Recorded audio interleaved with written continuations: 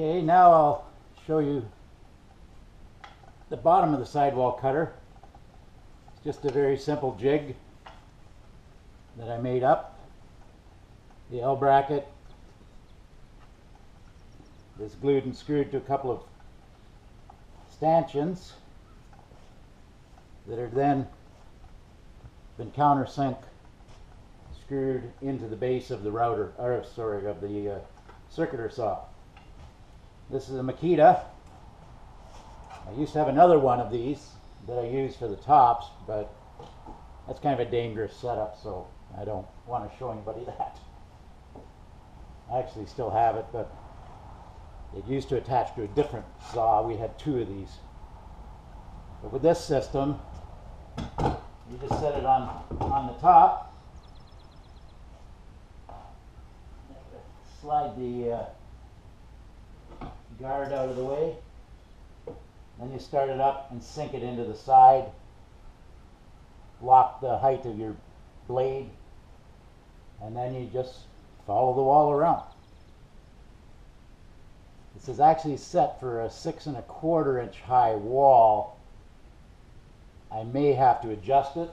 You can see there's really no adjustment on it, but all I do is just add a layer of 1/4 inch, layer of 1/2 inch, 2 layers of 1/2 inch, whatever I need right onto this, and that raises the blade up.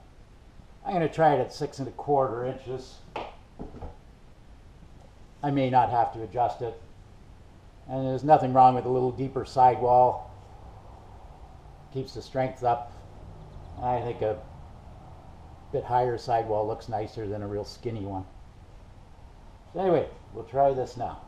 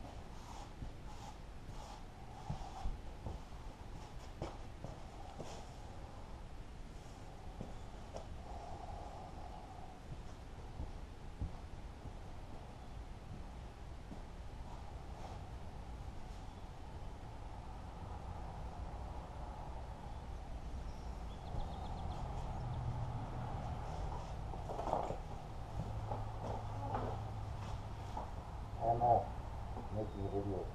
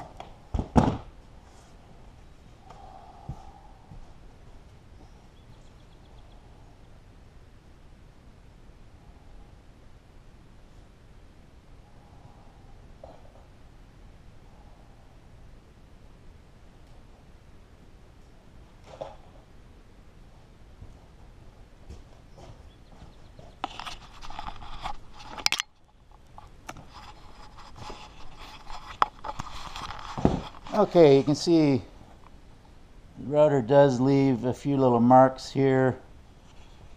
This is where I just started, but nothing a light sanding won't take out.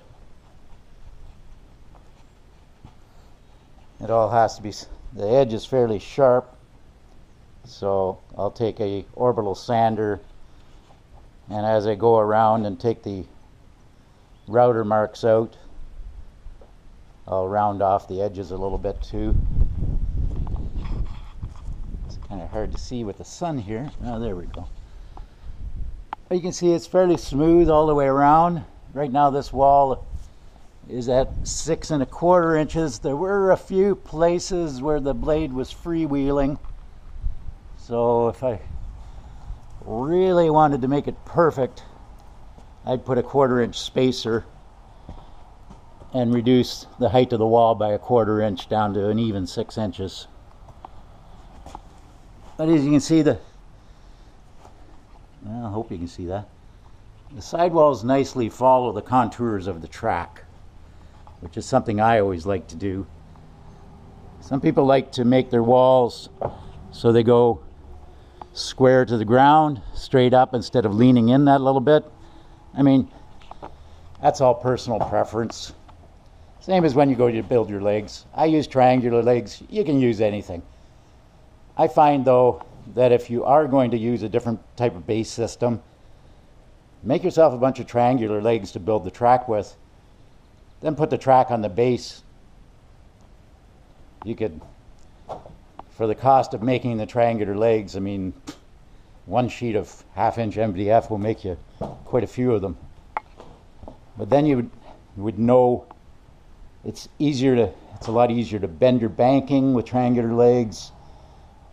Going up and over the bridge is easier. Then you can build a trestle system, whatever you want, underneath it later, and just throw the legs away. Because that's what a lot of people like. Some people like to make another base underneath it. You can do that too. At any rate, I'll give you a bit of a close-up of, I guess I already did that, but this is a very simple jig to make. And the nice thing about this, because the blade's hanging underneath you and the sharp is going inside of the track, you know, there's no danger of getting your leg cut off or, you know, severing an artery or some other neat thing.